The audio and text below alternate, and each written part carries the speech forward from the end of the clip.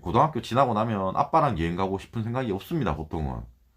정민이는 없었을까? 소년이랑 여행을 가고 싶어 했을 리가 없습니다. 소년 성격 뻔히 알잖아. 가면 재밌었겠냐고. 근데 소년이 억지로 저렇게 데리고 다녔던 게 아닌가. 그런 생각이 드는 거예요. 그러니까 표정을 보면 알 수 있습니다. 소년은 항상 봐봐. 항상 신났어. 근데 정민이는 봐봐. 이 봐봐. 고개를 딱 떨구잖아. 어? 안녕하세요. 열 번째 남자입니다. 손정민 사건을 다루고 있고요. 최근에는 손정민의 아버지 소년의 블로그를 리뷰하고 있습니다. 오늘은 9월 25일의 블로그 218 세 번째 얘기입니다. 시작하겠습니다. 경찰의 자료와 저번에 내가 만든 목격자 지도를 비교해 보았어. 이게 뭐냐면요. 이렇게 사진 캡처한 게 있잖아요. 그 정민이 핸드폰에 있던 동영상, 거기를 다 캡처해가지고 위치를 이렇게 정한 겁니다. 그러니까 A, B, C, C, D, E 해가지고 그 핸드폰에 나왔던 영상에 나왔던 사람들을 이렇게 위치를 지정을 해준 거예요. 이 가운데 보면은 정민 A, B, C, D, E가 있잖아요. 다음 보겠습니다. 새벽 2시 때를 기준으로 분석해 보면 이래요. 그러니까 아까 전에 이건 1시 48분까지의 영상입니다. 핸드폰 영상이 1시 48분에 끝납니다. 근데 지금 218 사진이 있잖아요. 그거랑 비교를 해보고 싶은 거예요. 218에도 사람들이 되게 많이 보이거든요. 새벽 2시 때를 기준으로 분석해보면 218 사진에 새로운 그룹이 등장하고 그룹으로 추정되는 분이 확인되는 것 같아 라고 합니다. 그래서 이거 두 개를 종합을 합니다. 그러니까 정민이 핸드폰에 있는 영상과 218 사진 이거 두 개를 종합해서 나오는 사람 안 나오는 사람을 찾은 거예요. 자세하게 알 필요는 없습니다. 이거를 또 표로 만들어 줍니다, 소년이. 다음 보겠습니다. 종합해보면 아래와 같은 표를 만들 수가 있어요. 그래요. 제일 왼쪽에 정민이 폰 A, B, C, D, E 건데 요거는 좀 어렵고요. 두 번째 경찰 발표 없음, 가나, 없음, 다 없음 이렇게 가잖아요.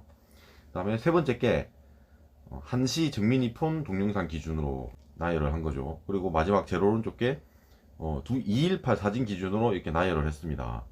중요한 거는 한시 영상에도 있는 사람도 있고 218에도 있는 사람도 있고 한시 영상에만 있는 사람도 있고 218 사진에만 있는 사람도 있고 그렇습니다. 근데 제가 밑에 빨간 줄로 두 개를 끊었습니다. 그러니까 E 그룹, 그러니까 E와 G가 이제 소년이 언급을 합니다. 다음 보겠습니다. 여기서 확인되지 않지만 중요한 목격자일 수 있는 분들은 이 폰에 잠깐 나왔던 E인데 218 사진에는 안 보인다 이럽니다. 그리고 218 사진에 등장한 4명으로 추정되는 G가 너와 상당히 가깝기 때문에 하면서 G를 언급해요. 그래서 소년이 추가로 언급하는 게 E와 G입니다. 블로그 마지막에 표시를 해줍니다. 218 사진에 표시를 해줘요. 바로 이겁니다. 왼쪽에 있는 이 218 사진에 뒤쪽에 사람 그룹이 있습니다. 이게 4명 정도로 추정이 되는데요. 이게 G입니다. 그리고 이 오른쪽 사진에 218 사진을 찍은 여자분의 남자친구죠. 남자친구에 가려져가지고 요 뒤에 이분이 숨어져 있다 이겁니다. 이가 어쨌든 여기 있었을 것이다 이 얘기를 하는 겁니다. 그래서 그러니까 소녀는 이 두 그룹을 지정을 한 겁니다. 연락을 좀 달라라고 지정을 한 거예요. 그러니까 이번 218 블로그 자체가 목격자분들한테 연락을 좀 달라 이런 얘기를 하는 겁니다. 가만 보니까 이 오른쪽에 있는 이 사진, 이 218 남자친구의 뒤쪽에 숨어져 있는 이게 좀 유명한 사진입니다. 이거 똥머리녀라고 해가지고요. 이 영상 캡처해가지고 되게 많이 돌아다녔어요. 아니, 그러니까 그날 밤에 똥머리녀가 한강에 되게 많았습니다. 그 토끼굴 지나가는 똥머리녀도 있었고 편의점에 있었던 똥머리녀도 있습니다. 그리고 이 정민이 핸드폰에 있었던 똥머리녀도 있어요. 근데 이 사람 가지고 별의별 난리를 치고 뭐 인스타 이런 걸 찾았는지 모르겠어. 아니 그냥 똥머리녀라고 치면 유튜브에 이게 수두룩하게 나옵니다. 그할 카페에서도 얘 가지고 걔 지랄을 떨었어요. 근데 소년이 여기서 또 언급을 한 겁니다. 똥머리녀를 갖다가 언급을 한 거예요. 아니 심지어는 이 지금 똥머리녀 이 영상에 캡처한 게 보면 이게 지금 목젖이 지금 나와 있어가지고 이거 여자가 아니다 남자다 이런 얘기도 있어요. 아니 그러니까 별의별 오만 얘기를 다 합니다. 소년이 그걸 몰랐을까? 맨날 영상 보고 저런 사람이 유튜브 보고 하는 사람이 저 똥머리녀 때문에 난리 난 걸 몰랐겠어요? 알고 있습니다. 그러니까 좀 곤혹하게 좀 느끼게 하고 싶은가. 누가 신상을 캐기를 바란다든지 뭐 그런 거예요. 어떻게든 잡아내고 싶은 겁니다. 범인으로 만들고 싶은 건 아니겠지만, 뭔가 신상의 위협을 느껴서 좀 이렇게 목격자로 제보라도 해주기를 바라는 것 같아요. 저런 식으로 지정을 하면 안 됩니다. 소녀는 타살 유튜버는 아니잖아. 그러면 안 됩니다. 다시 보겠습니다. 마지막에 새벽 2시 때에 누워 자고 있는 너를 목격할 만한 분은 많고 그중 경찰 보고서엔 3개 그룹이 있어. 그래요. 경찰 보고서를 다시 보겠습니다. 그러니까 218 때를 얘기하는 겁니다. 이 1번, 2번, 3번 목격자 가나다라마 지금 빨간색으로 네모 쳐놨습니다. 이 사람들이 218 당시에 있었던 거예요. 경찰 발표 자료에 있었던 사람들입니다. 다음 보겠습니다. 그룹 1그룹 가나. 가나는 뭐 별 얘기 안 했어요. 그냥 뭐 3시에 토했고 뭐 취침하고 있었고 깨웠다 뭐 이런 얘기를 했습니다. 그리고 두 번째 보면 2그룹 다 이분도 3시경에 그냥 정민이 등이 좀 젖어 있었다. 그러니까 정민이는 뭐 누워 있었다 이 얘기를 했어요. 다음 보겠습니다. 3그룹 라마. 라마가 이제 218 사진을 찍은 사람입니다. 경찰 발표에는 이 사람이 2시 50분까지가 아니라 218까지로 나와 있기 때문에 218 사진에 대해 내용만 나와 있습니다. 그러니까 정민이가 깨우는 모습 이렇게 나와 있어요. 이게 중요합니다. 피해자는 네가 강비탈에 넘어지고 너를 끌어올린 것이 모두 3시 이전에 벌어진 일이라고 우리에게 얘기했어. 아마 331에 네가 추락한 것을 감추고 싶어서겠지. 그래요. 저번 영상에서도 얘기했습니다. 소년이 이번 블로그에서 얘기하는 게 이겁니다. 그러니까 친구는 얘기를 했어요. 갑자기 정민이가 갑자기 술이 깨가지고 이렇게 막 혼자 달려가다가 넘어졌다는 거야. 그 넘어진 걸 내가 이렇게 세우다가 티셔츠랑 신발이랑 베렸다고 얘기를 했습니다. 근데 그 사건이 3시 이전에 일어났다고 얘기를 했어요. 근데 소년이 얘기하는 건 그건 3시 이전에 일어난 게 아니다. 그게 331의 사건이다. 너 그 331이 일어났고 그 이후에 그것 때문에 아버지한테 전화했잖아. 그거 숨기려고 3시 이전이라고 얘기하는 거지. 이 얘기를 계속 하고 싶은 거예요. 그래서 우선 소년이 1차적으로 하고 싶은 건 뭐냐면은 그 3시 이전에 일어나지 않았다. 이 알리바이를 깨고 싶은 겁니다. 그러니까 친구는 3시 이전에 정민이가 혼자 뛰다가 넘어졌다라고 얘기했는데 한번 봐봐라. 목격자를 내가 이렇게 많이 모아놨고 그런 걸 목격한 사람이 없는데 왜 자꾸 3시 이전이라고 얘기를 하냐? 너 그 3시 이전에 넘어졌다는 거 그 알리바이 깨졌지 않냐? 이 얘기를 하고 싶은 거예요. 그러니까 1차적으로 그걸 깨고 싶은 거고 그 다음에 이제 2차적으로 야 3시 이전이 아니라 그 사건 331에 일어난 거잖아. 이거는 이제 나중에 주장을 하려고 하는 겁니다. 우선 3시 이전에 일어났다는 그 알리바이를 깨고 싶은 겁니다. 그 알리바이만 깨더라도 친구가 거짓말을 한 게 되잖아요. 물론 뭐 그냥 진술할 때 대충 대략적으로 얘기했을 수도 있어요. 아 그때 그게 한 뭐 3시 이전이었던 것 같아요. 뭐 이렇게 얘기했을 수도 있습니다. 그렇다면 거짓말은 아니겠죠. 넘어가겠습니다. 다음 엑셀로 표를 만듭니다. 목격자 진술로 사건 발생 시간 330부터 337까지 특정 331 추락 CCTV 영상과 연계하여 330, 337 너와 피해자가 분리되는 과정을 규명해야 해 이래요. 엑셀로 이렇게 뭐 정리를 했어요. 네, 뭐 중요한 건 없습니다. 이 오른쪽에 쭉 있는 게 경찰 보고서에 있는 내용들이고 지금 보시면 337은 빨간색으로 칠해놨습니다. 이거 소년이 직접 칠한 겁니다. 빨간색이 뭐냐면 337 우측 나무 밑에서 피의자가 전화하고 있는 장면 촬영.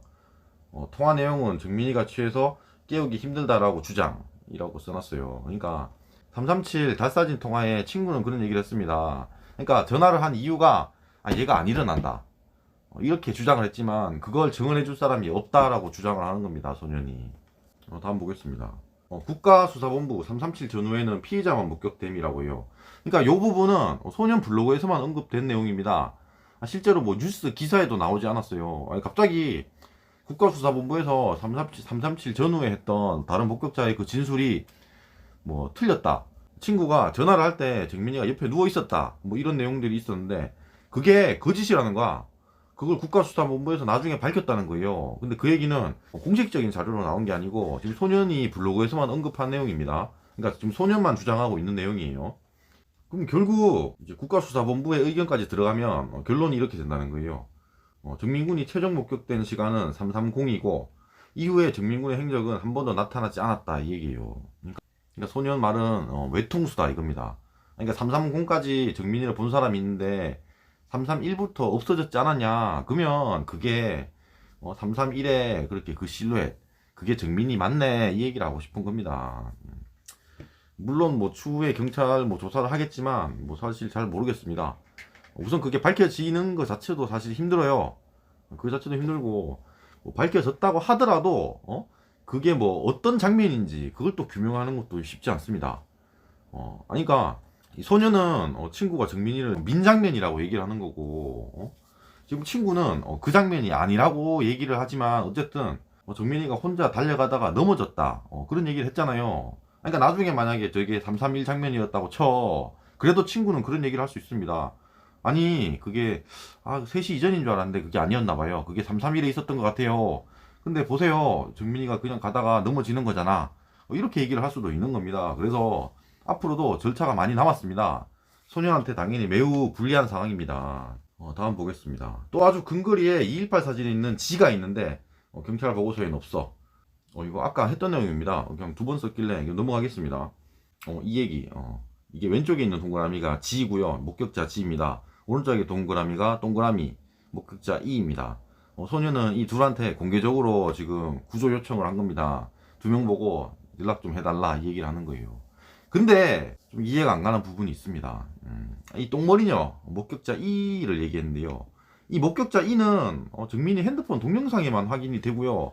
이 218 사진에서 이 남자친구의 뒤쪽에 아마 자리 잡고 있었을 것이다라고 소녀는 그냥 추측만 할 뿐입니다. 무슨 얘기냐면 이미 이 218 때는 저 똥머리녀가 저 자리에 없었을 수도 있어요. 아니 어쨌든 저 218에 있냐 없냐가 중요합니다. 근데 왜 저 사람을 공개 수배를 하냐고.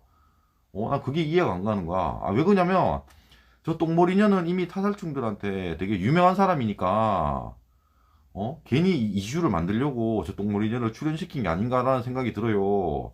그러니까 제 목격자 G그룹은 4명이나 되니까 찾는다는 것도 이해가 안 가는 게 아닙니다. 아니 4명이면 뭐 한두 명은 그래도 좀 생각을 할 수도 있잖아. 실제로 경찰 조사를 했을 수도 있습니다. 근데 똥머리녀는 저 218에 있는지 없는지도 몰라요. 근데 무슨 뭐 공개 수배를 하려고 해. 안 그래도 지금 타살충들 때문에 힘든데. 다음 보겠습니다. 19년 5월에 제주도를 갔었습니다. 만 20 되기 전이라 풋풋하고 그립네요. 그래요. 이 사진 다 보니까 똑같죠? 그 정민이의 어머니는 없습니다. 여행 갈 때는 정민이 엄마는 안 갔던 것 같아요. 왜 그러냐면 이 둘의 사진은 항상 소년이 셀카로 해서 이렇게 항상 찍었거든요. 그러니까 사진을 찍어주는 사람이 없었다는 건 이상합니다. 아마 둘만 갔던 것 같아요, 여행을. 근데 아들이 20살이 됐는데 저렇게 여행을 가는 게 저는 되게 이상하다고 생각이 듭니다. 고등학교 지나고 나면 아빠랑 여행 가고 싶은 생각이 없습니다, 보통은. 정민이는 없었을까? 소년이랑 여행 가고 싶어 했을 리가 없습니다. 소년 성격 뻔히 알잖아. 가면 재밌었겠냐고. 근데 소년이 억지로 저렇게 데리고 다녔던 게 아닌가. 그런 생각이 드는 거예요. 그러니까 표정을 보면 알 수 있습니다. 소년은 항상 봐봐. 항상 신났어. 근데 정민이는 봐봐. 봐봐. 고개를 딱 떨구잖아. 이 사진도 그래. 소년은 신났는데 정민이는 무표정이잖아요. 화난 것 같아. 첫 번째 사진. 이 네 번째 사진도 봐봐. 정민이가 지금 소년을 째려보고 있잖아요. 그러니까 정민이는 항상 별로 기분이 안 좋았던 것 같아. 여행을 다니면서. 소년만 기분이 좋고 그냥 다 큰 애를 데리고 그냥 억지로 데리고 다닌 게 아닌가 이런 생각이 듭니다. 무슨 의도였을까 싶기도 해요. 그냥 기분 나쁘라고 데리고 다녔을라나? 그건 뭐 잘은 모르겠습니다. 영상이 마음에 드셨으면 구독과 좋아요 감사합니다.